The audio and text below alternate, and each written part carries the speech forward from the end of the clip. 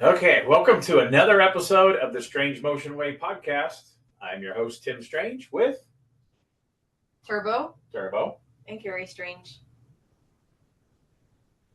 Yeah. He's not thrilled. So tonight we have photographer. This is a big word for me. Can you say that word? I wrote down. I can't see it. I don't have my glasses on. Extraordinaire. Photographer extraordinaire. He shot features and articles for everything from hot rod and custom, anything you can think of, and his photography. He's been on the covers too. I remember one time I posted I was in the deli in town, and I was like, "Oh, the hot rod was there," and he's like, "Oh, that's the 7th of this month that I was on when we had all the magazines." But now he's part of the crew that has started, and they run the excellent magazines Wheel Hub, Truck Hub, and I've heard good things about Mustang Hub, but we all know I'm not a Mustang guy, so yeah. So That's all right. Welcome tonight, Robert McGaffin. Thanks for having me, guys. Appreciate I it. think your sun just changed, and you are like bleached out in the sun. All right. How's that? There we go. There we go. I was trying to get some natural light in my office because it's usually a dungeon. So That on purpose. Yeah. So welcome, Robert. I also I had notes there that you used to do, and you're too busy now with the magazines. We also did a lot of driving events and autocrossed. You autocrossed some events where I was on the microphone, and I kind of miss you seeing out there. But you know, nobody's going to pay you to autocross like nobody's going to pay me to drive. That's why I do the announcements. Yeah. So you got to work. Well, and it helps when you have a car, but I don't have a car anymore. So I sold my Oldsmobile back in 2014, and then I actually bought Nick Licata's Black Betty 2001 Camaro. Then I promptly sold that because it was just too much to handle with workload and trying to keep that running. It was just too much. So, and in a lot of ways, I've been happier since because that was taking me too much away from the photography I wanted to do. And I can still enjoy it. I remember on a shoot a few years ago, Mark Oya had asked me if I was going to do another car at some point, and I thought about it for about 15 minutes and said, no, I think I'm good. I have other things in the photo side of things that are not car related that I want to do more of. Mm-hmm. And having that distraction, while it was fun, I still have the access to the cars. I still have the ability to drive stuff if I want occasionally. So it's like I'm not really away from it. So it's just not having the burden for it. And I've had a pretty major life change about 3 years ago. So I don't have a place to put it anyway. So it's that part. That part's done for me. You only Black Betty there for, I don't know. I think I just kind of learned that or relearned it this summer. Yeah, I had it for about a year. Of course, you know, Mark Golovin had it. Now Valerie owns it, and Mark drives it most of the time. I always give you props that you owned that for a while. I gave you props at Columbus and Des Moines, I guess. He was driving that. So. Yeah, it was a fun car for a while, but it lasted about a year, and I was over it. So, but if nobody's ever, I imagine that almost everybody's listening to this podcast are probably car people or had a car or their dad had a car. And there's no such thing, no matter how positive and enjoyable you think it is, if you have a hot rod, you're just cruising, driving, racing, drag racing, or autocrossing, you're going to work on it. It's going to break. If you autocross it and drag race it, it's going to need worked on a lot. Yes. A lot. No, autocrossing's a lot easier on them than road racing because I've taken on a track a few times and that just beat it up. So I could autocross on a set of brakes and tires and stuff for multiple years on end because you're not doing it as hard. So it was a little easier to manage, but yeah.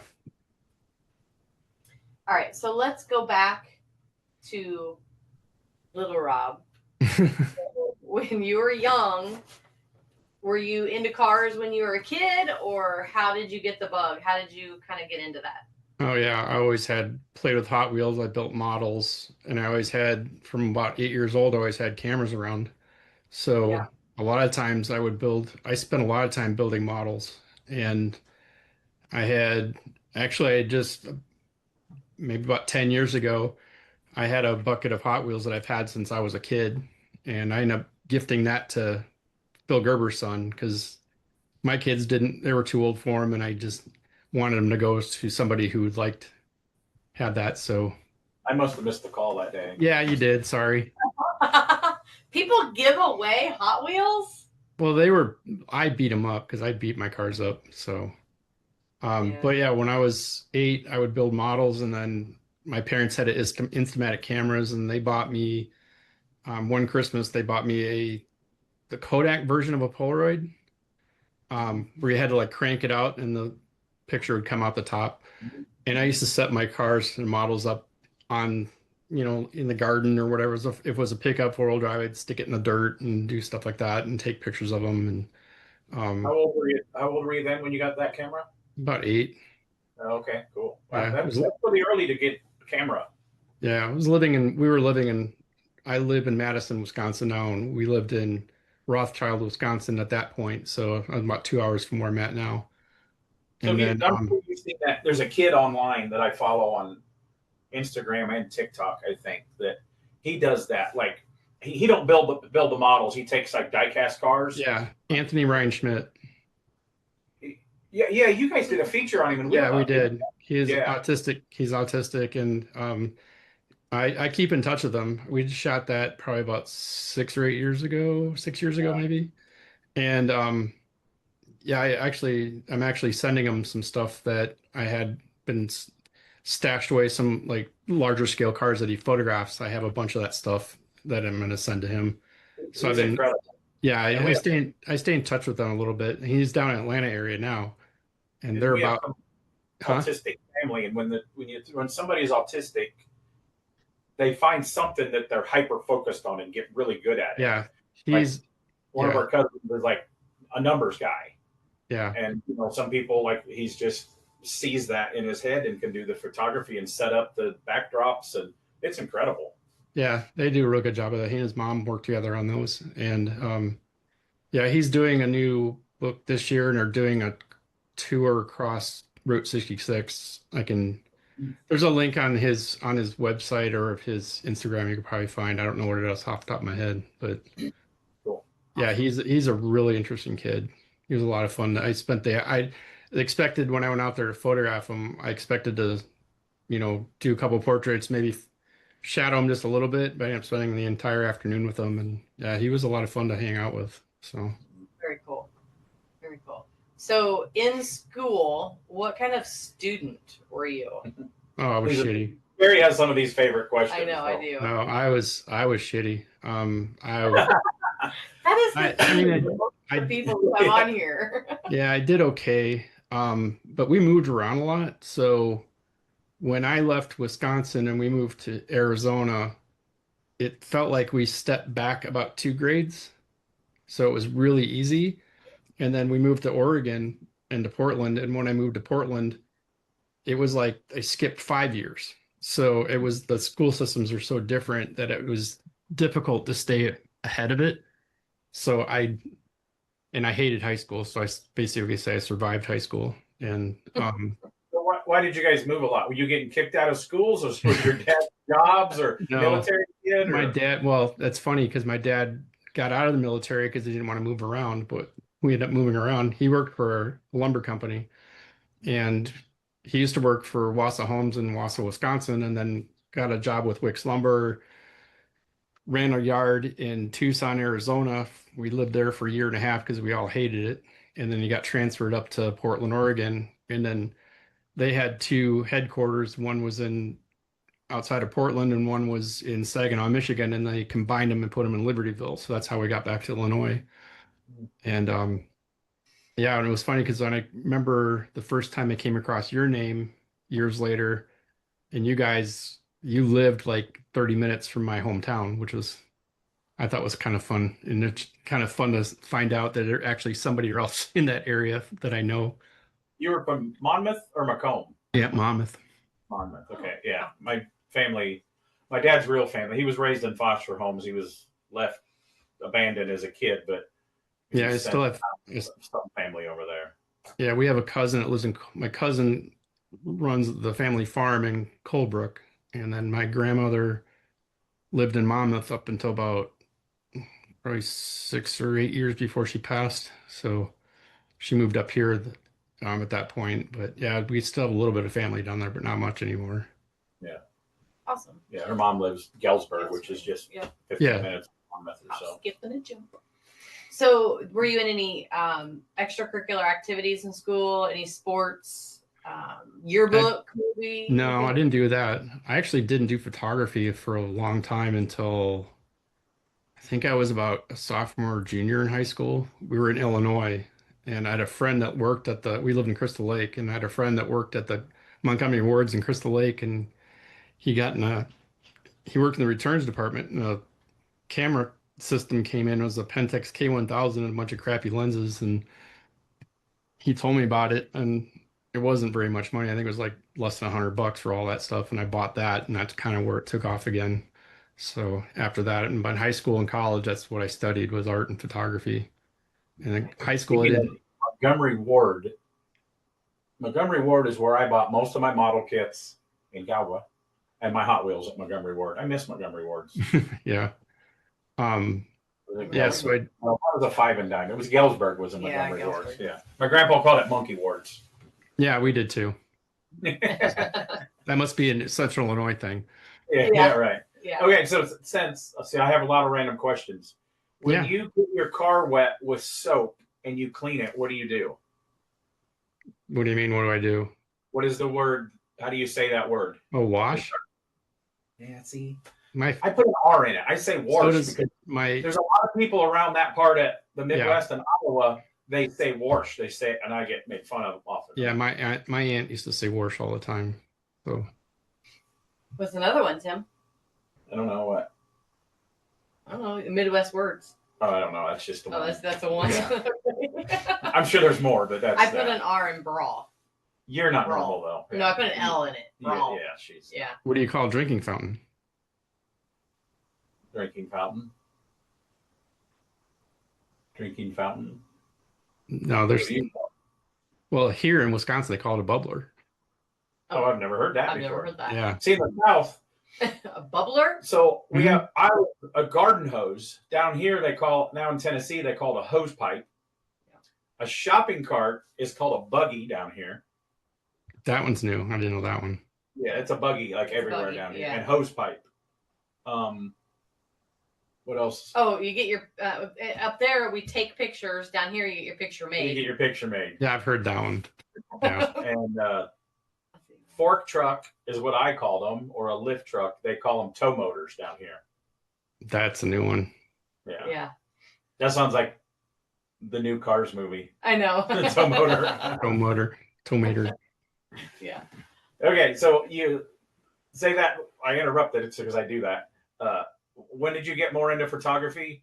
So since you weren't a great student, there's always somebody, almost everybody. There's like, how did you get through? One, did you graduate high school? Oh yeah.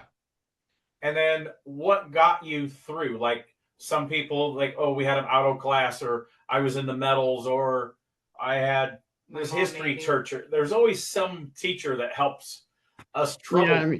Yeah, I wasn't troubled, but I was an average student at best. And then actually this might have helped a little bit because I had a episode with epilepsy my junior year of high school, and then again my senior year of high school. And so I was out of school for like 2 to 3 weeks, I think, from the hospital until they regulated my meds and all that stuff. And I remember one of the teachers asking me at the end of the semester, was like, what did I give you last semester? Because I'd missed so much of it. And I said, oh, I got a B. All right. So they just gave me whatever grade I had last. So. Was this a very big school? Yeah, it was 300 kids, 350 kids, I think. So if I remember right. Your class or in the high school? No, my class. Oh, wow. That is big. I had 170 kids in the whole school. Yeah. That's junior high and high school, and you had barely more than that. Yeah. I don't even want to think about what that high school is now, because Crystal Lake has grown so much since I left, and I think that high school has been added on to a few times. So we had a BMX when Crystal graduated. She was Kenosha, Wisconsin, and their school was so big. One day it was so many of the alphabet, and then the next day was so many of the alphabet to graduate. Yeah. And We like, have a high school here in Sun Prairie, Wisconsin, and when they rebuilt the high school, I think it was maybe 10 years ago, it was the most expensive and the biggest high school in the state. wow, And it looks like a small community college campus. yeah, And then when they filled it up and they had to build another one, and then of course they had to top that one. So yeah, I'm glad I don't live and deal with the taxes in that town. oh Right. yeah, Yeah. yeah. All right. So we got out of high school What, and you're did you have any high school jobs? Oh yeah, I worked at a Wendy's for a while. I worked at place Crystal Lake that was an office supply store. I used to drive a delivery van and deliver office supplies throughout McHenry County for customers that ordered in. I used to do that every day after community college because I went to community college there in Crystal Lake as well for the first 2 years until I went to Macomb at Western for college. So I did that and I did, fast food and that crap, and that was about it. So did you ever work at Taco Bell? no, God, no. I was assistant manager at Taco Bell. Well, I can imagine why you like tacos so much. I can't. I know, but I can't even walk in a Taco Bell now. It makes me I nauseous. can. So how old, what years was it when you went to Western? I went there in, I'm trying to remember. Graduated 91. So I think I started like halfway through 89. Okay. And then I was yeah. Because I remember when the Gulf War hit, that was while I was in school and they were talking about drafting. So I was like freaking out, calling my parents, what do I do? So luckily nothing happened. So My sister wanted to go to Western, and my dad said no. She went to Northern in DeKalb instead because Western was known as a big party school. And yeah, it was Northern was also pretty big. my niece went there for the ag stuff because they have a really good ag program at Western. So my niece Katie, I just think your dad didn't want your sister in the Macomb area because of his family. I think so too. Yeah. Yeah. Yeah, I mean, when I was there, it was known for it was agriculture was a big one, law enforcement, and teaching, Mm. the three big ones. Yeah, my sister was a teacher, so that's why she wanted to go there. So. Yeah. Yeah, that would have been a good one for her because they have a pretty good teaching program there.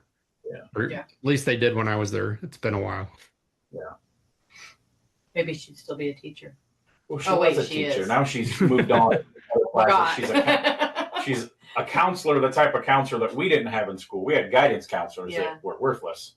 But like, But she didn't go back to this teaching until after she had kids. She went to right, Yeah. yeah. All right. Anyway. Okay. Okay, so you get done at Western. What's next on Robert's life? So I moved to back home for a little while, and then I moved to the Chicago suburbs because I had gotten a job. I started freelancing in commercial studios in the city, and then got a job at a studio as a photo assistant called Shigeta Associates. And at the time, it was the oldest working photo studio in the country. It had been open since the late 20s. They used to produce movies and stuff there, and it was mainly like an editorial food studio. So we used to shoot Little Caesars pizzas, TCBY yogurt. We shot stuff for the meat board. So we would we'd have a butcher come in and they would butcher sides of beef on site for photos. We take raw meat photos in a set and stuff and products and all kinds of stuff. And then um, I got another job. I worked for Nesco Corporation for a while as a photographer, and then worked What is Nesco? I at forget what Nesco Precious Moments. Oh, okay. They had all kinds of gift collectible stuff. Yeah. So the food. What is the craziest thing for taking food pictures you ever did? Like, we can't eat McDonald's, but we were driving someplace and Carrie's like, "Look at that picture on the billboard. They even make McDonald's look good." Like, what is the craziest thing that you ever did to make food look better? I didn't have to do it. So they had food stylists that come in, and there was a guy that I worked with who was a food stylist, lived in Cary, Illinois, and he looked like a lumberjack. He was just massive and had the overalls and everything else. And I was watching him. We were doing stuff for Sara Lee. So we would get cases of frozen pies. Like we were doing apple pie that day. So he would take like 20, 30, 50 pies out of the boxes and then dismantle them. It's like go take all the guts out, put them in a bowl, and then find the right um, top, and then he would make a slice, and then he would use instant mashed potatoes to get the height, and then pack it in the front with all the, to make it look like an actual pie, because there's a truth in advertising law that have to have 90% of the food has to be real. So you Oh, can't okay. have a I lot didn't of know fake that. stuff, so it has to be real. So they had to use actual product, but you can embellish it to some degree. So that was fun to watch. We do some real interesting stuff at that studio. And then it kind of just the last job I had in the area was at the Bradford Exchange in Niles. So I worked for when I was living in Elk Grove, I was married at the time, and I was working in Milwaukee at the company Carson Perry Scott, that Boston store. They had a photo Mhm. studio in Milwaukee. Carson's was based out of Milwaukee, and then That Saks was also Incorporated where bought them. And they bought Bergner's too, right? yes, they had Bergner's. It was Bergner's Boston store, and Carson Perry Scott was all the same company. And then Saks Incorporated bought them, and I was one of the four Is product that, photographers in the I know studio. all the Bergner's, like where when we go back home to Illinois, they're no more like in the malls. Did that I don't company think have, so. I think they're all yeah, gone. that's where we used to have to go. Bergner's was uh, basically before The Ticketmaster. Ticketmaster place. Yeah, you had to go before online. You had to go to the Go to the Bergner's Bergner's, yeah. Ellsberg to stand in line to buy your concert tickets. Yeah. Yeah. Yeah, one of the coolest things I got to do at that company is they were doing a promo for with the Cubs, and so I got to go down to Wrigley Field and photograph the Ivy Wall and be on the field with nobody there. It was pretty cool. That's awesome. Yeah, very cool. So, what was your first car? I had a 78 Volkswagen Dasher that was a rust pile, Okay. like an Audi Fox. So it was like a small hatchback, if you will, front wheel drive, had a really small motor. It was a big pile of crap. But I front had wheel that. drives go good in the snow, don't they? That's right. Huh? The front wheel drives went good in the snow. Yeah, and mine was a stick shift too, because I would refuse to drive an automatic at the time. And I had that through college, and I'm still to this day kicking myself because right before I graduated, I was looking for another car, and there was a 70 C10 short box with a 454 in it in Argyle, which was like 15 minutes from college, and it had a rebuilt motor. He'd redone everything, but the drive shaft had a bad vibration in the drive line, so the drive shaft was out of balance, and it was only like $1,500 for running driving truck, and I begged my parents to loan me the money to get it, and they're like, nope.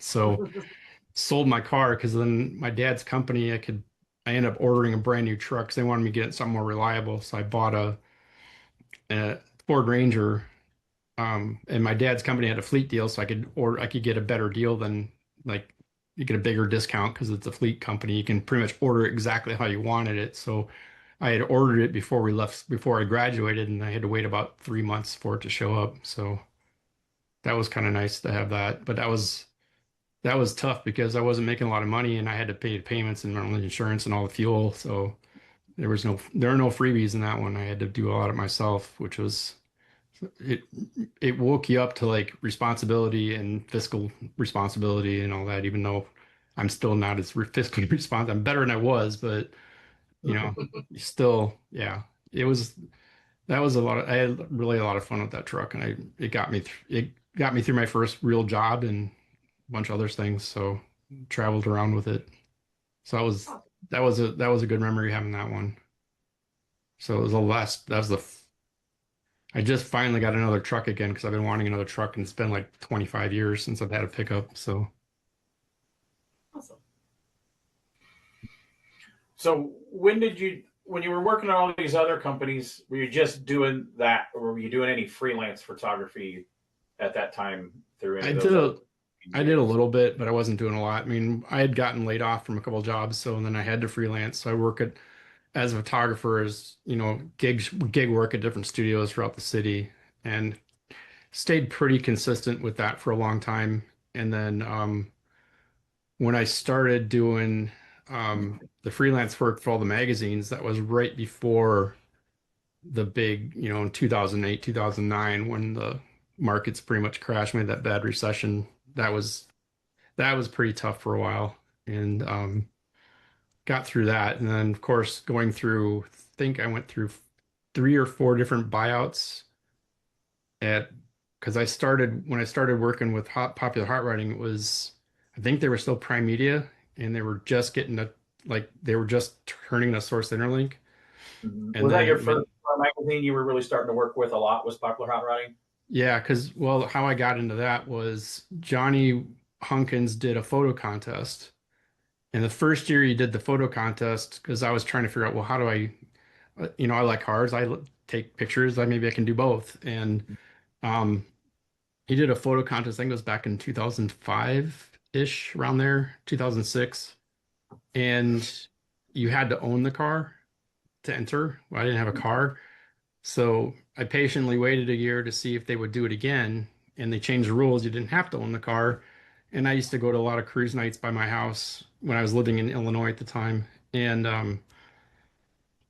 I met up with this guy who had inadvertently built like a pro touring-ish kind of car, even though he wasn't trying. It was a little 66 Nova. And talked to him when I found out the photo contest, you didn't have to own the car. So I set up a time with him and then did the photos and sent it in. And then I found out they didn't tell me ahead of time. I had to wait till I saw it on the newsstand. So it was like Oh when I wow! knew about when it was coming out, I was like going to 7-Eleven every single day for like 3 weeks until it came out. And that's how I found out. I got on the cover, and I got a 2-page spread in the middle of the So magazine, which what was was pretty that cool. feeling the first time? Because I still remember, and I still get excited. I get really nerdy with honored when guys like you shoot our projects. But I still remember the first feeling when I got something in the magazine. So how was it the feeling that when your first work got printed and on the cover? What was that Yeah, feeling like? it wasn't the full cover. It was like, I think it was like this little inset. Yeah. But yeah, it was surreal. It was totally surreal. It wasn't I was hoping I'd win, but it was, you never know. Because you don't know who's gonna be adding. And that was the first photo contest I ever entered on top of that. And then I was See, working. history, of course, I'm a nerd. We know Uh-huh. this. I think the magazines, when there was a lot more magazines, when they did that, there's a lot of people in history that it started their careers like when these contests, like in the BMX world, they did this in BMX Action, and one of the guys that won, they were artists, like Mhm. send in a sketch, cartoon, or something. Well, one of the guys that won it was Bob Harrow, which started Oh, he okay. got a job there, started freestyle BMX, Harrow bikes, all that because he won that, and then another guy won a contest. I think that was how he got when they started the magazine. Well, then that guy went on. He was marketing and stuff through all that, and now he works at like a marketing company that does everything for McDonald's, and they used to do stuff for Starbucks, and all Yeah. winning a magazine contest as they were young then for the BMX stuff. But yeah, Yeah. So they don't really do that stuff anymore. Have a contest of sending people in to stuff that they do there's that. there's photography contests all over the place still, but not for that, because there's not much in the way of print production anymore. Yeah. And even in that side of things. But no, I was working at Bradford Exchange, which was another gift and collectibles company, running their photo studio. And I thought, well, I'll send a letter. I sent no email. I sent a letter to Hunkins, and it probably took a week to get there. And I didn't hear anything for the longest time. Then one day I got a phone call from him, and I'm working. So luckily in my space, I could literally shut and lock the door so nobody could come in and bother me. And I was working on set, and I talked to him for about 2.5 hours while I was working, and came up with a plan. He had an engine building contest that a guy in Sleepy Hollow, Illinois had won. So he's like, "Hey, can you go shoot the car? We'll test you out." And he gave me a couple of assignments. Like, of course, in the Midwest, he does it. The first one was the week before Thanksgiving, and the second one was the week before Christmas. And luckily that year we had basically, you know, you had no snow and it got real warm, and I could actually get it stuff shot, which was very rare around here. And yeah, so I did that, and he critiqued it, and we talked about it, and he actually gave me, it was really helpful. He actually gave me a shot list and broke everything down, like how many shots of the interior, how many shots of details, and blah, blah, blah, and just kind of gave me a rundown. So I always kept that with me until after about 10 or 15 shoots, when I started doing it more regularly than I had it in my head. So I didn't need that, but it was always a good reference to fall back on. So I was always appreciative that he did that for me. Um, and then trying to remember. So shortly after that, he asked me to come out to Mopars at the Strip, and I was going to do basically boot camp. So I shadowed him on a couple of shoots, and then he set me off on a couple of shoots, and that's how I met Matt Delaney for the first time, because I was shooting one of his cars, and I'd seen his cars in magazines before that, so it was kind of fun. And then I had in my head, okay, well, how many builders can I get? So like I had this running list in my head about all the builders I wanted to get, and I'm missing one after 20 years. So and still haven't shot with Foos personally. So that was the only one I haven't have had the pleasure of working with yet. So Kind of surprising you haven't got him yet. yeah, but every time, like a couple times where we were gonna build a Jag, and then he did that Jaguar a few years ago, and I really wanted to shoot that, but it was a timing issue, and Wes Allison did it for us. So it was, if anybody else is gonna do it besides me, it would have been Wes. So, Mhm. but yeah, so trying to remember my train of thought now. So yeah, So I I have a question, like maybe your train of thought will come back, but my train of thought Goes all over the escapes place. me. yeah, So so as you're making this photographer career, and we've had this conversation, and mhm, still sometimes our family doesn't understand really what we do to the most part. My dad's a car guy that still doesn't think you can make a living building cars, and he might be right. Um, how was your family thinking when you were doing this photography? Was this a real job to your family, or was it just because I remember one time I always use this quote, "Oh, you must have a really nice camera," and I think that was your story. You showed some of your family or something. Was that you that told me that? And it was like, no, I'm my really proud. family's I always no, give my you credit for that. And I was like, oh yeah, Robert's family is like, oh, you must have really good camera. Well, it's a little no, more. my It's like having a really good welder, but you still got to be able to run the machine. So I always yeah, thought that was your story that you told me that. no, my parents are super supportive. They just wanted me to do what made me happy, and they were behind me 100%. Actually, not long after I graduated college, my dad ended up getting into photography, and he and I would go out and shoot quite a bit. And he's 83 this year, and he's still out dabbling around with a camera. So it's it's nice that he's taken interest. My brother-in-law is actually a photographer as well. So um, Cool. so yeah, but he they were very supportive of it. They didn't say, well, you're not gonna, this doesn't work out, but um then go do something else. They were never like that. I think they had a lot of faith in me that I could do it. And it was rough for a few years because during that time at the recession, and there was, that was the only job I could actually get, was doing the magazine stuff. So I was lucky that I fell into that when I did. And then during a couple of buyouts, there was a lot of issues with the companies kind of cooking the books. And, I talked to a bunch of other freelancers that I knew, and there was a period of time one year that none of us got paid for 6 months, but we were still producing work. And um, so that was tough. And I was going through a divorce at the time, and so I was living at my parents' house for a period of time just so I could get back on my feet. And that took, it took a few years to get through all that. But um, yeah, and then after a while, I started. I think it was the last year one experience where I met Nick Licata, and because I was only shooting for Johnny, so that only got me so far. And then got to be friends with Nick, and then he had me shoot a car while I was there, and then that kind of took off. And I met Brennan and start shooting with Brian Brennan, and then it kind of just Nick Licata snowballed. he was at Camaro Performers, Hmm. right? Yeah, it was And at Camaro Performers then. then was he at Super Chevy too, or not No, Super Chevy? he went from Camaro Performance to Chevy High Performance. Oh, okay, It's Henry okay. De Los Santos who runs our Chevy High, or the Chevy hub and Mustang hub.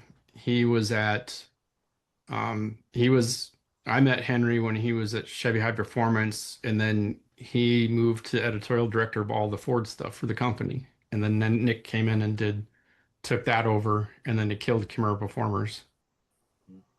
And I think Evan Perkins came into Super Chevy after Jim left, and then Rupp took that over after Evan left. So Okay. I remember that right. They'll probably correct me, but that's okay.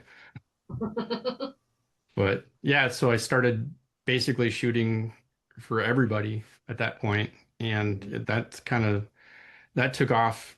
And you were saying about the covers, there was I think it was in 2010, I think it was. I'd have to look it up. I had 9 covers on the stand at once, Nice. and I had nine from that company and 2 from there was a couple of magazines in France that I was working with, and I had a couple on there too all at the same time, which is right around SEMA, and then Grand National was like one of the second or third Grand National I went to at that point. So that was kind of surreal seeing all that too. So again, me jumping around. Yeah.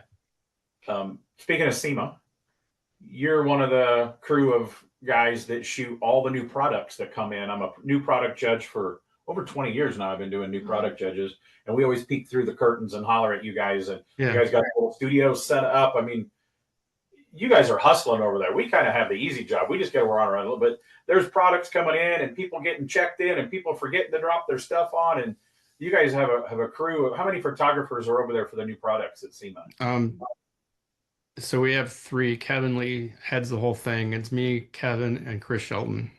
So Chris and Kevin do all of the small tabletop stuff, and I get all the big stuff. So I'll get rooftop tents. I had a 50-inch tire one year. I get engines, chassis, you name it. I get all the big stuff. So And I do a me, lot that of, I've watched you shoot cars, and you got the light just right, but you make the little studios and the white backdrops, and you got the lighting going, and you guys don't have a lot of time to that picture didn't work right. We need to redo it because it's 2 days of the check-in, isn't it, or is it 3? it's 2. So Okay. we set up on Friday. We set up and test on Friday. We shoot Saturday, Sunday, and partway into Monday, and then we tear down. So yeah, that's a lot of fun. We have a good time with that. But it's a hustle. I mean, the last few years it's been a little slower at my end, I think, because there was a lull with new product coming in, especially after the pandemic. But there was a year before we moved to the location we're now. I was doing a photo every 30 to 45 seconds. So we'd have the Teamster guys, they would help us out and they would position stuff on set. They'd step away, shoot, pull it right back off, just one after the other. And we have a good system going. So Kevin does a really good job setting all that up and getting that. He's the mastermind behind all that. Yeah. So this is what we're talking about, people. If you're a SEMA member and you get the book afterwards, that's got all the pictures of the new products and everything. That's what we're talking about. So it is a whole production, because like I'm on the side that we do the judging, and I mean, I think there's 7-8 teams we even judge best packaging, best display, and market. Not just the stuff that's in the box. So there's all these teams, and we take it very serious. Some of them years, like you're talking when it was a little low, that we're like, we don't want to give anything. Yeah. A couple of categories, we take a lot of effort into it, and the judges, and we don't just pick just to pick. And we're very harsh on stuff. If you're winning a SEMA award for a new product, it better be something nice and put some effort into it. So yeah. That was a couple, like, before we moved to where we're at now. I remember I go to Roadster Shop. I had gone there quite a bit because I did a lot of work with them, and I actually was down at their shop about 2 weeks before SEMA, and I'm at SEMA, I'm doing this new product stuff, and I go out in the hallway where they line up for the product, and there I see that first RS4 chassis they did, and I was like, where the hell did that come from? Because it wasn't at the shop anywhere, but they kept that under wraps pretty well, because I had to photograph that too for the books. So that was mind blowing. I think I sat and looked after they had to it took them a while to get it out of there. So I think I sat and stared at it for like 20 minutes when I had some time. It was, that's a neat piece. Yeah. Yeah. Very cool. Okay. So where were we when I interrupted him with SEMA?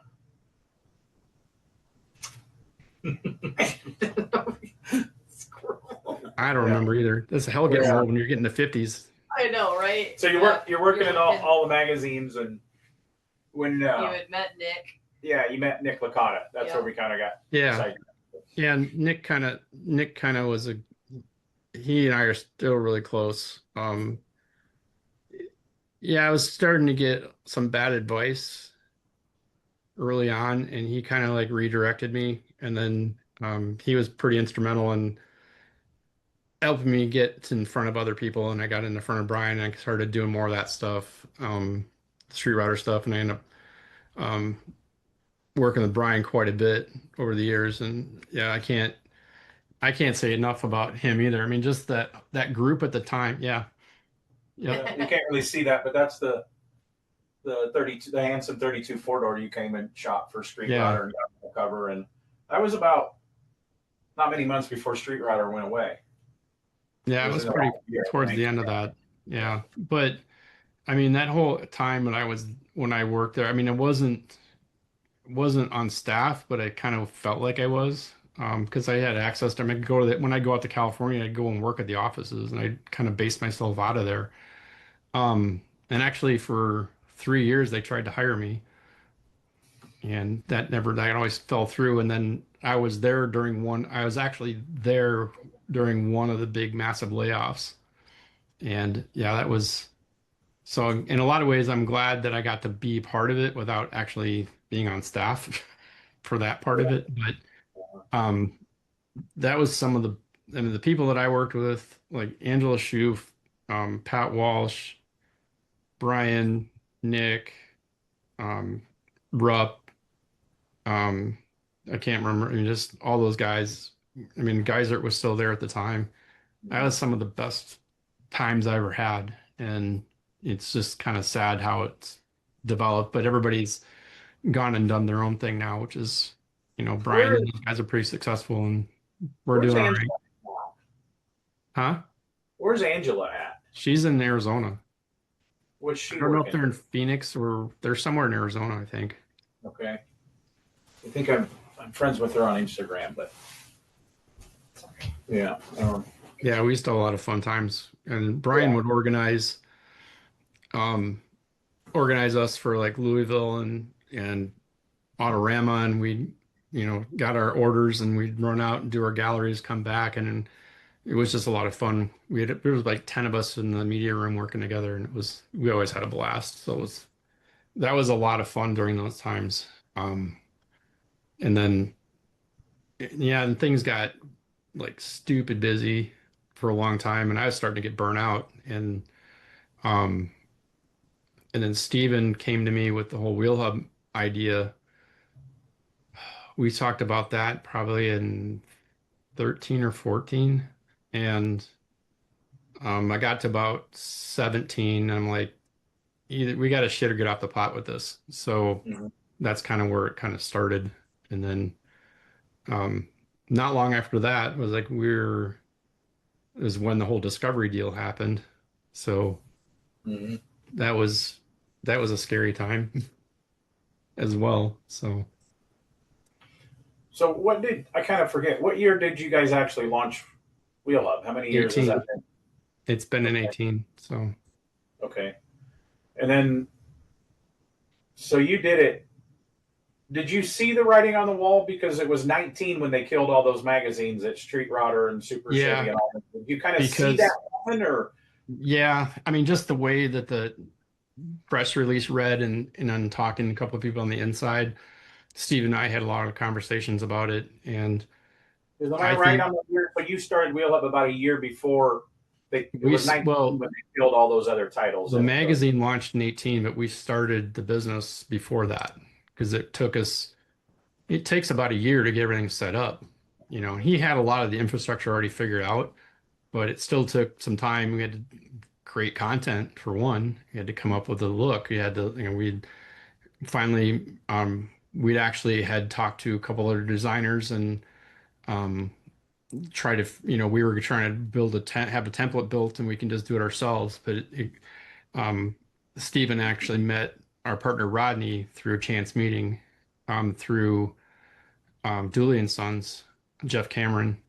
And because Jeff and Cameron's and Rodney are pretty tight friends, and Stephen was doing some product photography for them, and then saw what Rodney had done and called me up and said, "I'm gonna go talk to this guy." And I'm like, "See what he does." And Rodney is like, he's mega talented. He's almost disgustingly talented. Um, and yeah, just kind of took off from there. So we So did. what was the thought on the magazine? So What? if people don't know your magazines, you need to check into the magazine. So I'm going to say this as a big compliment. I hope you take it. It's kind of like Rodder's Journal, but not. Rodder's Journal is thick. It's bound. It's got quality paper, and it comes out. Well, it used to come out 4 times a year. And your guys is that it's not a monthly, and it's like coffee table quality. It's not like the magazine that you Yeah. just put away. It's ones that you keep out. Yeah. We My have. wheelhouses are right in line in the spare bedroom with my Rodder's journals. But Rodder's Journal is traditional-ish. They hardly ever put modern cars in. And in my mind, you guys have the modern version of the Rodder's Journal. And I mean that in ultimate compliment. Yeah. They're coffee table pieces. That's not. Yeah. They're very, very well put together. Yeah. Rodney he put it the best. We have no guardrails because we've actually had a custom yacht in our book at one point. Mm-hmm. So, and like we were talking about the autistic kid, you did a feature on him. Yeah, we did artist stuff. We did a lot of artist profiles for a while. I'd like to get back to that at some point. Logistically, it gets tough to do sometimes, but yeah, we did a lot of that, and it's kind of like we know that car guys like just about anything. So, motorcycles, it doesn't matter. When it's cool, that's how the core of it is hot rods, customs, muscle cars, stuff like that. And then you kind of everything else from there, whatever we find is cool, or kind of we try to get the highest quality builds in there. Not all of them are always professionally, like we've have quite a few cars that are home built in there that people wouldn't believe that were, because we get that on social media once in a while. Like, get a home built cars, and it's like, then you're not reading the magazine because we have quite a few of them in there. But yeah, that was kind of the concept, and how we've trying to describe that to potential advertisers and shop to partner with and stuff like that. We basically created what we call a beta copy. So we did a short run proof of concept and then sent it out to companies we knew, builders that we knew, and then set up conference calls with them and started doing that. And I remember the one that sticks out the most is when we got on the phone with Phil, Jeremy, and Neil Gerber. And Neil had a hard time wrapping his head around there's only 3 of us in who run that whole thing. Because if you look at most magazines, you'll see like 20 names or so in there, and it's just 3 of us. So, which is why quarterlies, for us, a quarterly makes more sense. Yeah, and part of the problem is sometimes it takes a while for stuff to show up, but it's really the best I think it's the best model for us, at least. And then plus now with Truck Hub and Chevy Hub and Mustang Hub, we're producing way more than 12 issues in a year anyway. So it kind of works out. His intro, I forgot Chevy Hub. Sorry. So, but yeah, no, it's been a lot of fun. It's been very rewarding. It's gotten me back to do the kind of photography that I've been wanting to do and I didn't have time to do. And, it was, I've always been more about, I've gotten criticized by other photographers who worked on staff at Prime Media and and whatever they were called at that point. because I was too slow, because I would take too much time. But my name was on that byline, so I wanted to make sure I did the best work I could possibly do. And sometimes it was pushed to the limit because I had very little time to do some stuff. But you know, I learned a lot during that time frame because you had to really hustle. So, but now I can be more, well, we can be more picky about what we're doing, and I can spend a little more time on it. I've spent 2 days at Troy's shop shooting a 36 when it was done, and I'm always Is been that very enough great. days to shoot that car though? Huh? Is that enough days to shoot that car? That No. car, like you already did it in metal, and I said it, and Troy thanked me because I get to help at the Good Guys when we do Street Machine and Street Rod of the Year. I didn't get to do the Street Rod interviews. I did the Street Machine, but when they announced him as the winner, I say that car is going to go down in history as I don't care how much longer we build hot rods. It'll be, if not the top 5, top 10 hot rod creations ever built. I really believe that. Oh yeah, It is I'm just ridiculous. And it's not like my one buddy's like, oh, I don't like 36 cars with no fenders. Well, get over that out of your head because that's why they built the whole car and right. changed the proportions. And I mean, Rad Rides, it takes the right customer to build those cars. They've Right. proven time and time again why they're Rad Rides and everybody else And isn't. it's not built off of the car. I mean, it's completely 100% handmade. It's So, ridiculous. And the and guy there, Adam, is the least ego of anybody you ever talk to there. And Troy gives him all the credit. But it takes a special customer to yeah, do that. That's what you know, he's always been really good at the customers. And that's one thing we've never been good at is getting the customers to let us create like we want to. And it takes a relationship. It definitely does. And yeah.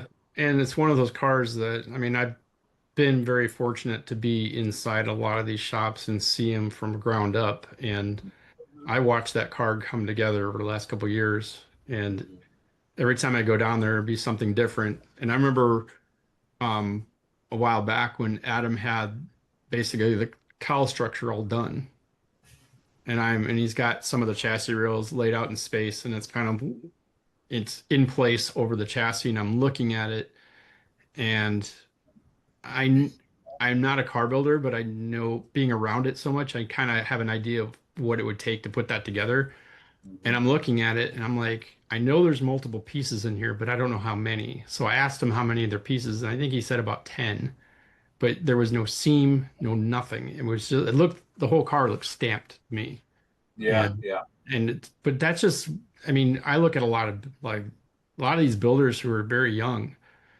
Um, BBT have a lot of very Yeah. talented metal guys. Chris Surse out in Boston, um, Adam and all the Casey at the shot at Rad Rides, and some of the guys. I don't Ryan Fielding. He's more of our age, but they've got some young guys that do some stuff at Ring Brothers that are. It's just like the Levi Green's another one, Michael Kaiser. I mean, all those guys just like I I can't understand how you do all that.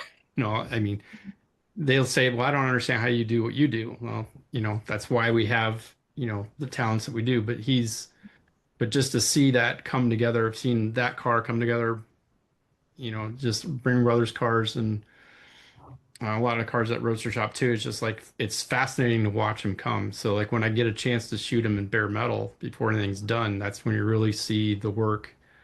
I Have mean, you been up to see the new Ring Brothers car yet? Is it the Aston Martin that they've been putting teaser pictures up? Have you been yeah, up to? I was just there Friday looking at it. So And is that going to SEMA this year?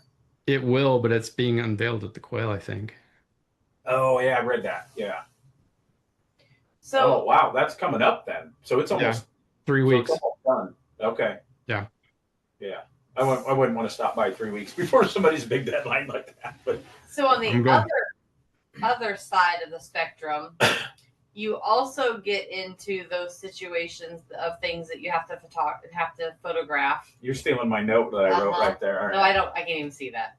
That you kind of have to hide things because Oh, I know. I've told them, don't It's- shoot this. There's a scratch well, here or whatever. I like that. remember, and this is not photography, but videography, but I remember when I had to go to Wyotech when they were doing the TV show. The rides. Yeah, and the interior wasn't even in the car, but they had to make it look like it was. Yeah, they shot it down low so you couldn't see the interior. So I'm sure there's a lot of times that you get into those type of situations as well, of where. Or a horror story. Yeah. We ask horror stories. So I'll give you my photography horror stories. And if you have one, you can just tell the story. You don't have to tell the car. You don't throw the builder under the bus. We like to keep everything positive, and we're all one big community in this industry. But my 54 Chevy, the first person that shot it, as I just loaded in the trailer today to take it, stick it in a museum. Josh Mishler was the first person that shot that 22 years ago for Super Rod. And I got a big pull-out poster and everything. So he came to the shop. We ever at our shop in Illinois? No. Middle of nowhere. Yeah. And so the next block over, the country mile, mile, 4 mile square. The other, this is how far out we were, the other mile over there had no power lines. So you could shoot it on a country road sideways and no lights, no poles and no power lines in the way. So we're driving it back to the shop. Again, it's basically just barely done. I don't even know the story you're telling, so. You forget this story. Mm-hmm. I don't know if it was right before, because we re-debuted it at SEMA that year in the HRI booth. Mm-hmm. And 22 years ago, it's hard to remember all this. Mm-hmm. So we drive down this mile, and I don't know, about a half mile up, we do all the pictures, and then we finish the block and go around. So we go down to the next stop sign, turn left to come to Circle Bar. So we're about halfway around the 4 mile thing. And all of a sudden, it just hit my head. And I'm like, did I tighten the wheels? No, I didn't. The front wheel fell off. You don't remember that? I do. It went kunk, and the wheel fell off. And it wasn't even making noise because it's got the, that billet wheels of that, 22 years ago. They always had a cap that covered the lug nuts. And it came off and fell right on the ground. Didn't hurt anything. The car was so low, and the way I built the tube chassis, it hit the ground. I think it rolled a pinch weld. And we sent back with the floor jack, or somebody sat there. Josh was in a rental car, took us to get a floor jack, some lug nuts, jacked it up, put the wheel back on. It didn't hurt nothing, but the car was so low, the wheel stayed in. It didn't rip through the fender like it should have. Mm-hmm. But we were going 15 mile an hour. It was the chillest. But yeah. So do you have any stories like that? Yeah, I've had a fair few things that have happened. I've had cars, axles break when the guy was trying to do a burnout. And it was funny because I shot a lot of turbo cars, and every turbo car, because Popular Hot Rodding would like to have burnout shots whenever they could. Every turbo car for 3 years that I shot couldn't do a burnout, but all the NA cars could. Yeah, they'd always break or do something and it couldn't. They would bite too much and they would hook up and they couldn't. It was just comical, I thought. The one that really stood out was I was shooting. I was doing a multi-car cover for Popular Hot Rodding. I was up in Glendora Mountain on one of those overlooks. They have those big turnouts you can do, and we had Hotchkiss's, that yellow Challenger they had, and we had a Mustang, and I can't remember what the Chevy was because it was a pony car thing, and it was a 71 Mustang, I think it was 71 or 73. It was kind of like a street strip car, and it was an older gentleman, and it was dark. It was well after sunset. They're trying to load it on the trailer, and he mashed the gas, and it went over the front of the trailer and landed on the jack. The cross member landed on the jack, so we had to figure out how to get that car off of there and back on the trailer. We were probably up there. It's 4 hours trying to figure that out and get that done. But were you done with the pictures though? I was done with the photos. It was after dark. Okay, see ya. I've never, when somebody has breakdowns, I feel I would not want to leave them behind. Even though if they have all the help, I'll just hang around to make sure they're taken care of because I just could not I just couldn't do that. Yeah. So But in everybody's defense, I mean, I'm sure you've got lots of stories, but most of these cars are fresh, and like some are, yeah.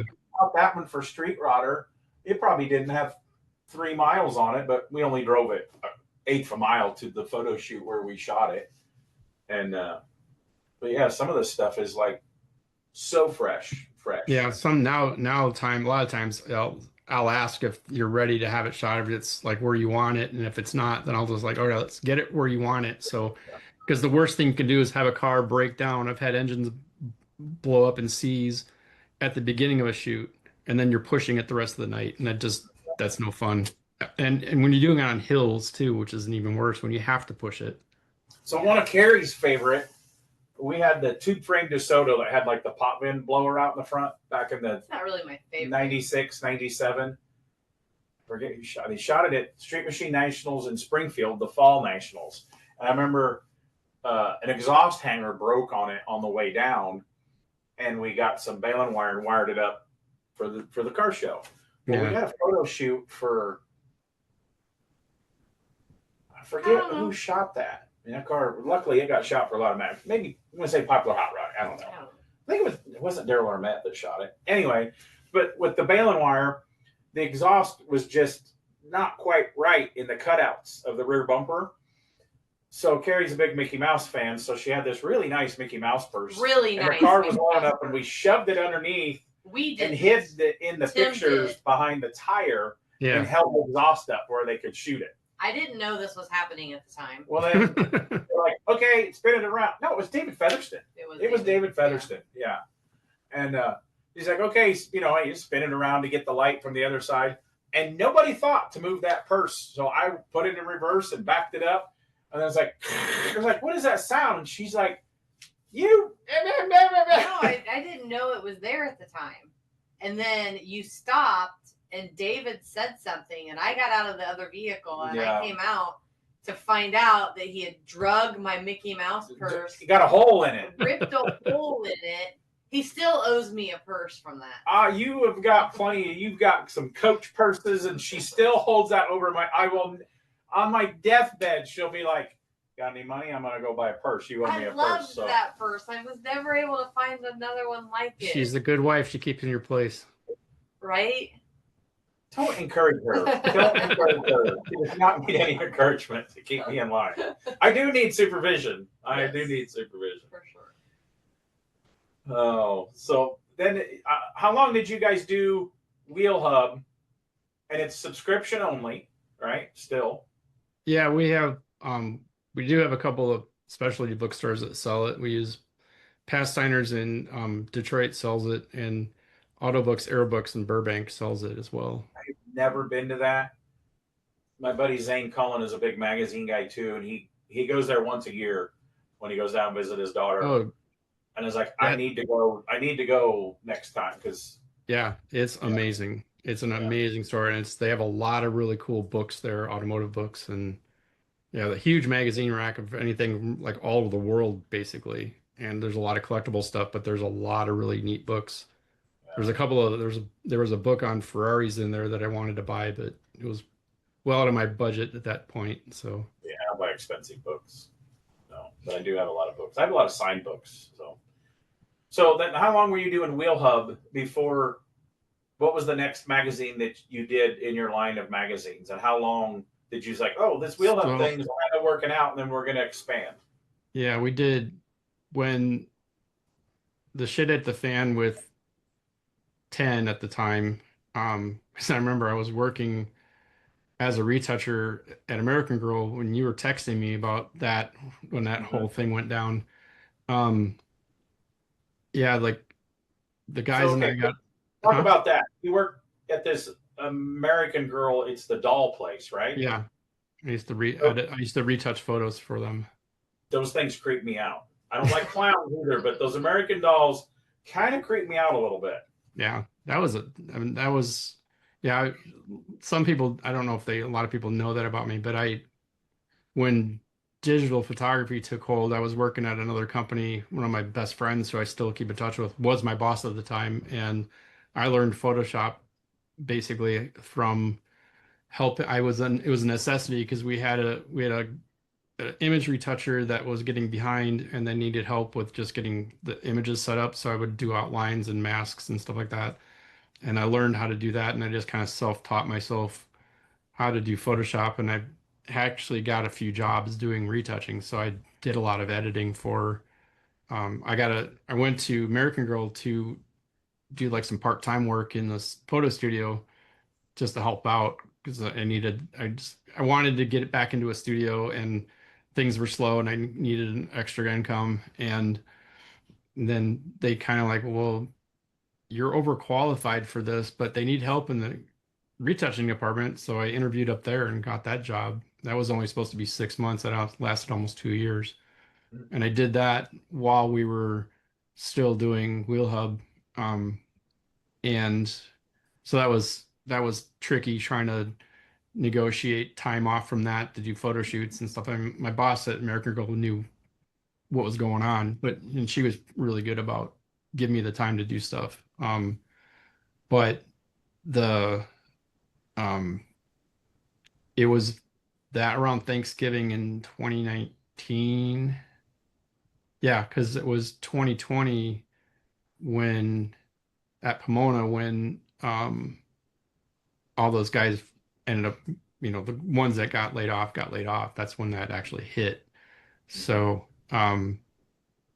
right about then we started talking about a truck book, and we decided to do Truck Hub. And when Henry was let go, I think he and Steven had already had conversations, and he started Mustang Hub in 20. And then 21, I think he started Chevy Hub. So I think that's the progression, if I remember right. It gets fuzzy after a few years because I don't remember what's in the last issue half the time. Because you spend a little bit, I'm shooting stuff, I'm already on to the next thing. I got to edit or reshoot or do a photo shoot. And then, I'll get layouts sent to me and like, oh yeah, that's what we, sometimes it gets a little, you forget, but yeah, I think that's kind of where we were. And from the time that the Discovery deal happened to the time that happened was 2.5 years. And I remember having conversations with people, we were giving it 3 before so the writing was on the wall at that point. So, and our they timing just changed hands again in the last year. Now Hearst owns yeah, all that. Hearst pretty much saved them. I don't think they were gonna.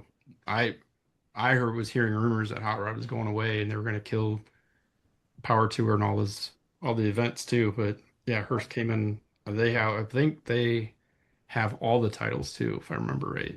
Yeah. So Somebody told us that they bought all the Rod and Custom and all that. If you've not listened, the Tom Taylor interview that we did is very good, and he tells a really good story about him and some other guys trying to buy Rod and Custom and almost got it happened a handful of years ago or something. Almost got it happen. That's not proper English. That's proper. Yeah. I didn't do very good in school either. But yeah, so maybe with this new, because Carrie deals with some of them people too. The events people are the same that was at Hearst. They all kind of stayed, and luckily Power Tour was very, very good this year. So that's good for the future of that, because if it would have been the worst year ever, I'm just going to say it probably wouldn't have happened again. Yeah. They had great weather and great turnout and great management and great events people. Yeah, we started working with Museum American Speed 3 years ago, and Steven pitched an idea because we did a story with them, a pretty in-depth story, and Jason Lubkin, who works for the museum, he did a lot of photography for that. Which we've never been to the museum yet, as a museum nerds as I am too. Yeah. But August 23rd, we're going up for the new Starbird National Rod and Custom Car Hall of Fame is up there August 23rd. So we're kind of going an extra day so we can go through the museum. Probably. Yeah, I first went there about 2 years before they built this new wing, and Steven was talking to Tim Matthews at Pomona when they were getting ready to wrap up that new wing, and Steven pitched me the idea of doing Wheel Hub Live, where we have what the concept was we would have as many feature cars we had in Wheel Hub and Truck Hub mainly on display in the museum, and then we do like a cruise or a reliability run, if you will, for lack of a better term. And we had about 100 cars the first year. We had 150 this year. We've been doing it for 3 years. Um, and then we have it coordinates with their Cars and Coffee, but that on the weekend that we do it, it's not their typical Cars and Coffee. It's just, it's basically a Wheel Hub live show. So we have the public can bring and display their cars, and they get access to the museum, and they can, the cars are on display in the museum. With the builders that come and display, they have the option of driving the car on the cruise if they want, and we usually about half of the cars, we usually get about between 30 and 50 inside, and about half of those usually drive. And I know Randy Borchening from the Paint House. He loves that show. Yeah, Randy's show yet, because the Friday and Saturday I work a BMX event that I get paid to do, and then we go to the Indy 500. Yeah, so Randy's really awesome. He's been a great supporter of us, and Have you ever had breakfast cooked by Randy? Not yet, but I share a house with him. Usually at the Grand National Roadster Show, we get an Airbnb, and shirtless Randy cooks breakfast. So it's actually he spends some time in the gym, and it actually made me kick shortly after seeing shirtless Randy is when we started our diets and then lost some weight. So shirtless Randy is inspirational, Carrie. You've not seen shirtless. She's not there. She's never had breakfast. It's just a guy thing of shirtless Randy. I think he just likes to be. Well, that makes it sound worse, Tim. It's just the guy thing, and you're seeing him shirtless. Guy thing. Just a guy thing. And he doesn't even have his long hair anymore. No, he doesn't. No. But so we do that, and then like the builders just come in. They set up on Thursday. We have a VIP dinner at the museum for them, and then they have full run, and they can spend the rest of the night in the museum. And then Friday after the reliability run, we open it up to the public. So we have a lot of the VIPs, the display cars all have instant access to that, and then the public can buy in and register cars, and they go on the cruise. This year was really cool. We worked with the Strategic Air Museum that's between Lincoln and Omaha, and they have a big hangar there. So our VAP cars that registered, they got to bring them inside the museum and park them, which is really cool with all the planes. And then the Saturday is the car show, and they get a lot of cars for their normal Cars and Coffee, because we're doing the induction weekend for the Hall of Fame. Yeah. When they get their monthly cruise in. Yeah, I think they get about 500 or 600 average. Yeah. So we've surpassed that a few times. So yeah. But yeah, it's a really cool event. I think next year we're planning on doing it the weekend after Memorial Day. At least that's the plan now. And because it'll be like the last weekend in May, 26. Okay. Yeah, so Memorial Day's not on the last weekend. Like, it wasn't this year. Yeah. This year it was the weekend. Yeah, there was one weekend after the Memorial Day weekend this year. And I think it's the same next year, I think. So that's the plan. So hopefully you guys can make it out. It's pretty fun. We have a good time with it. Excuse me. That time of the year, it's always matter when Power Tour starts for her. It does. Yeah. It does. She is knee deep in all those almost 6,000 registration packets get filled here in the living room. So I've seen the U-Haul. Yeah. Yeah. Luckily, we had a BMX girl here for like 5-6 weeks here helping. So yeah, Lily was good help. So yeah. So you have your questions for him that you ask? Yep. So what is your favorite show that you love to go to every year? Throw your event out of that one. Yeah. Throw your event. Assume it's your event. Yeah. Yeah. And then what is one event that you've never been able to go to, but it's on your bucket list? Okay. Can I do 2 events as my favorite? Yeah. So we have no rules here. Well, the Grand National Roadster Show is pretty special to us because that's where we launched, and we go to that every year, and that's I love that show. I think it's such a great show. See, every year, me and the guys, shirtless Randy, start Yeah. talking about our where we're going to stay on our Airbnb, and she's like, "You're going again?" Yeah. Once you go to the roaster show, you can't not go to the roaster. You cannot stop. Well, Well, we go to Marcel's and go see, yeah, we also play. we also work with ARP on that, so we do a commemorative book of the AMVR and the Slonaker cars every year. Um, so yeah, we do a nice hardbound book for that. So I kind of have to go, but yeah, I mean, I wouldn't want to miss it anyway. I love that show. But Last year, my was other favorite absolutely one at the incredible. end of the year, all what the was past that? Amber winners, all the past Amber winners in that Yeah, I call it the history building was absolutely incredible last year. yeah. And But that's my it. other favorite show is The Gathering at the Rock. That's Okay. just, even though I'm more of the muscle car era person, I really like that show. It's a lot of really cool people there. I've made some new friends there. And it's just a really chill, relaxed, you Mhm. know, time. And Jason and Buzz do a really good job with that show. And That's yeah, a big one. It comes up often in everybody's favorite, and yeah, we've still not been to that event. you need to go. Yeah. So you should try to go this year if you can. But Well, sometimes I have a BMX thing that same weekend. What? It's not Okay, so we had this conversation yesterday with Kenny. What weekend is it? it's October 9th. Okay, that is our only weekend home. going home in the month. Only weekend home for the rest of the year. Yeah. So my other favorite, right, the one on my bucket list is actually Pebble Beach in the Quail. I've been wanting to go that for years and years and years, and I would really like to go. I'd like to go this year because I'd like to see the reaction of Ring Brothers car out there personally. But Yeah. Yeah. Very good. Andy Leach did that last year. They debuted that T-Bird out there, didn't they? I think so, yeah. Yeah. Yeah. That's on my list of things to do Yep. too. But yeah, because you can dress up because like we've been to the Kentucky Derby and you dress up. So yeah, so it'd be kind of fun. Yeah, it's one I really want to go to really bad. So I really I want to go to Goodwood too. That's another big one. That's came up too. Yep. Yeah. Yeah, that just happened last week, I think. So Okay. And that where is that? It's England. it's right? in England. It's on a forgot. I think I don't know if it's a Duke. I think it's on his property. It's in a hill climb. It's like his driveway essentially. So Oh wow. yeah, We could do that. We have a steep driveway.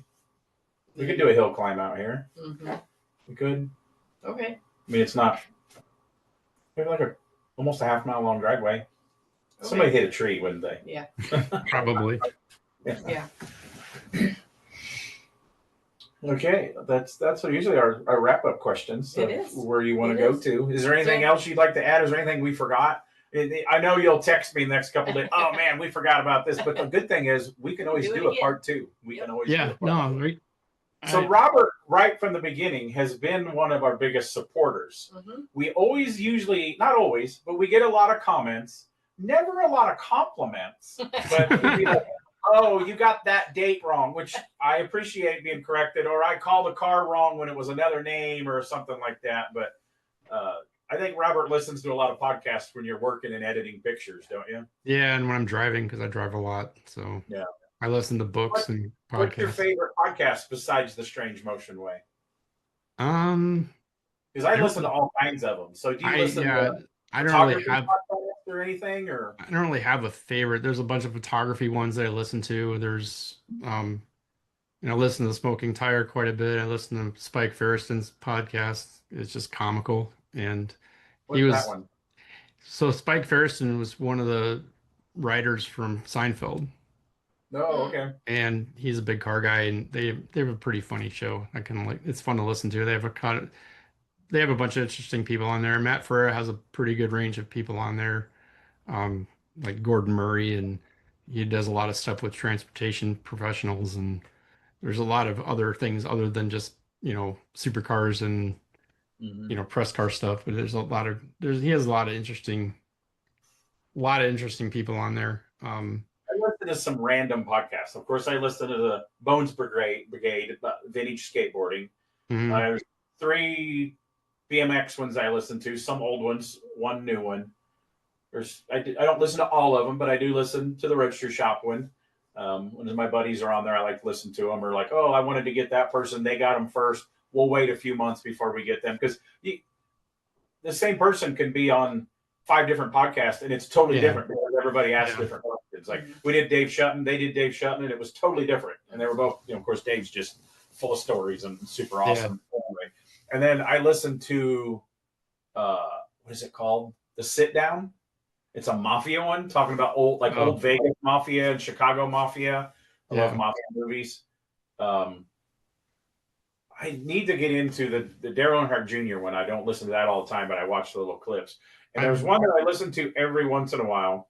This is okay. I'm kind of not really coming out, but it's just a weird little thing. It's the two of the girls that were on the TV show Step by Step. Remember that Friday night TV? And they talk about like in each episode and what even it's hilarious. But when you're listening to the shop, the air compressor kicks on, so you listen to half of it. But it's pretty entertaining. It's pretty entertaining. See, my wife's like, I don't even know who you are. I've never told her that one. So yeah, I listen to a female one. It's Un-F Your Brain. I've heard of that one. Yeah, I like that one. And then she censored the F though. Yeah, I did. Yeah. And then I just listened to a couple of BMX ones, and I love to re-listen to ours. So it's like, how can we improve? What did we say wrong? Yeah. Why is Tim always interrupting us? Yeah. I give Strope some shit once in a while too for theirs, because they have some.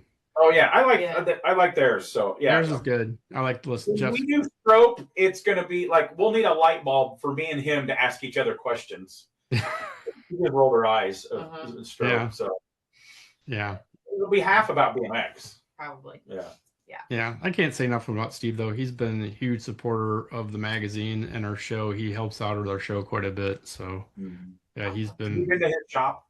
Huh? Oh yeah.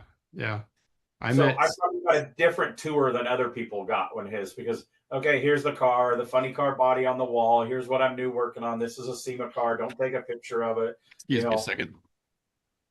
You still hear me? Yeah, I can turn on a light because I just realized that it got dark in here. And then we go to the other side with all of the BMX stuff. And he gets almost, because he knows I'm a BMX guy, almost more excited about the BMX stuff because like, oh, here's the frame and here's this little Tupperware. Here's the pedals and the cranks and the sprocket and the hubs that all are like you're restoring a hot rod from the cover of 1957 or whatever. He does that with BMX bikes down to the proper hubs. He gets really nerded out on it. I appreciate that. Yeah. You're going to be in for a treat then when you go to the museum because they have a whole BMX thing now and Steve's got a bunch of his bikes in there.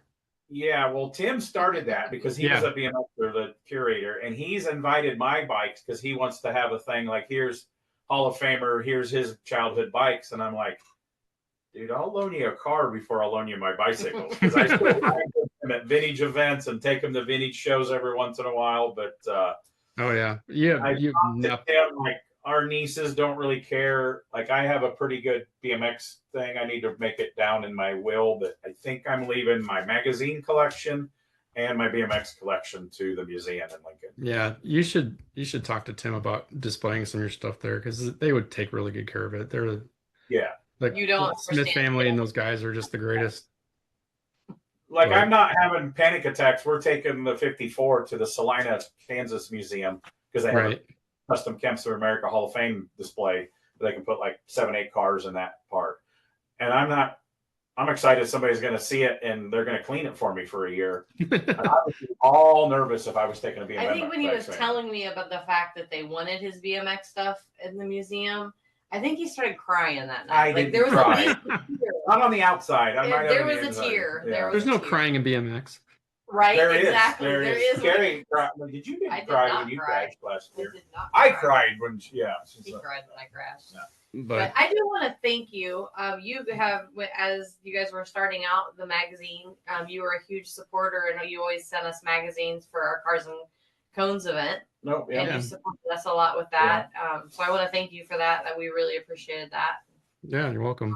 Supporter. So and I'm a print nerd, so I always say support print. And I really appreciate what you guys are doing for the industry. You guys are I think you're knocking it out of the park. I don't subscribe to all of them. I'm not going to subscribe to Mustang Hub. But if you're a Mustang guy, it's great. And I get some, and I need to.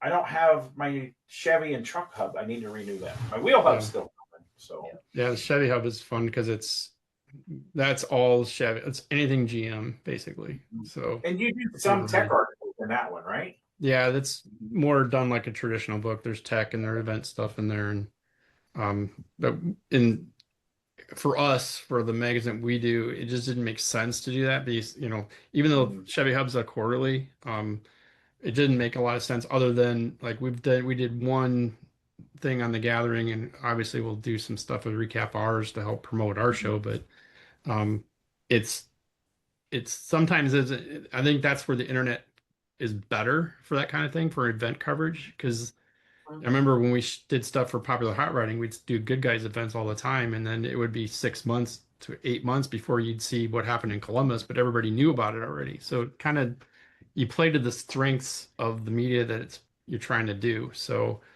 I think that that is better served on the internet, and then the features are, I think, you see more of them. Like I remember hearing a reader who actually saw one of our beta, because we did in the test copy, we did a spread I had shot of Inferno that Roadster Shop did, and somebody put on social media or something like that they saw the car in person, but they saw more of the car in the magazine than they actually got to see in person. So that was a huge compliment. But so that's another question that just popped in my head. Names. Have you ever helped, like, oh, we need a title for this car. The car didn't have a name. Because I read something or heard something when Rad Rides did the Peach Buick. Mm-hmm. One magazine called it Bumongous, and another magazine it was called it something else. And somebody was at a car show, this is 90s, right? Early 90s. They're like, oh, we're going to see Bumongous in the Orion booth, the Orion stereo booth. And somebody's like, it's not Bumongous. I forget what they called it. Because one guy read that magazine, like Popular Hot Rodding, and the other guy read Custom Rodder or whatever right. What they call it. Did you guys ever subliminally call the title of the story one and then it stuck to the car that you know of? Not that I know of, but I mean, most of the cars, a lot of the cars that we featured, like, I don't know if Troy used to name all the cars. I know Ring Brothers still do. But I think that's how they categorize them. So, we've had a couple of, Rodney comes up with some pretty wacky, pretty good ideas for the taglines for the title of the stories. So, but if I can suggest one thing for guest, I would ask you want to talk to Rodney, because he has a lot of Boyd stories. So yeah, and Pigford painting, and Pigford. That's what I was trying to think of. Yeah, he'd be a great one. Yeah. So yeah, you might want to talk to Rodney too. I think he'd be really. I was going to message him today and let him know that you were going to be on the night. I was like, I'll just wait and let him see if he pays attention when we post this. Yeah. But no, thanks for having me. Really appreciate it. Yeah, it's been great, and I'm sure you'll come up with something, and I'll come up with something. But again, we can always do a part two. We've not done a part two. We haven't posted it yet. We did a part two with my dad, a quick second one, and then we're supposed to be doing one with Tom Taylor, a part two. But yeah, that's the cool thing. We choose what we put on here, so. We've got a big list, and we're always like, yeah, we'll get you. And he messaged me a couple of weeks ago, and he goes, is that still a thing that I was going to be on the podcast? I was like, oh, yeah, whatever. We don't have a confirmation for that. Let's get you in. So, yeah. Well, that's kind of what we do too. Is like when we pick cars, the three of us sit down, we text each other. It's like, what do you think? And then, like I got a message from Rodney in Des Moines, because Eric Pratt just finished that green Corvette.